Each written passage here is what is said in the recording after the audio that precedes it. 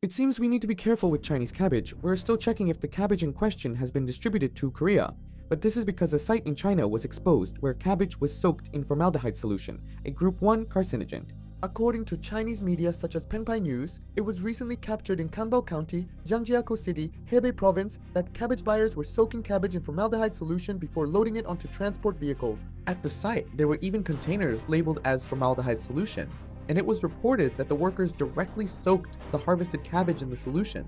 It is reported that they explained using formaldehyde solution can keep the cabbage fresh for 2 to 3 more days. It has been found that the cabbage treated in this way was later transported to Jiangsu province. The problem is that formaldehyde is not a substance that can be used to keep food fresh. Formaldehyde is classified by the International Agency for Research on Cancer as a Group 1 carcinogen with sufficient evidence that it can cause cancer in humans. Therefore, using this substance in food itself can lead to serious food safety issues. Of course, eating the cabbage just once does not mean you will immediately develop cancer. However, the very fact that a chemical with confirmed carcinogenicity was intentionally used during the food distribution process is extremely serious. In particular, the problem becomes even more serious because consumers can buy and eat these foods without knowing what substances have been used.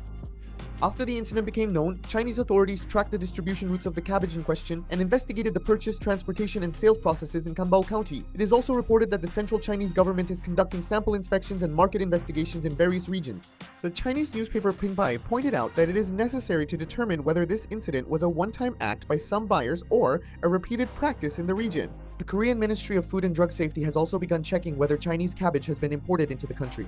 At the same time, they announced that they would strengthen import inspections on Chinese cabbage and take necessary measures if additional information is confirmed. Since it has not yet been confirmed whether it has been distributed domestically, we cannot hastily conclude that the cabbage has entered the country. The important point in this case is that chemicals were used on the Chinese cabbage itself during distribution in a way that consumers were not aware of. If a method whose safety had not been verified was used to keep the freshness a little longer, it could become a direct issue related to consumers' health.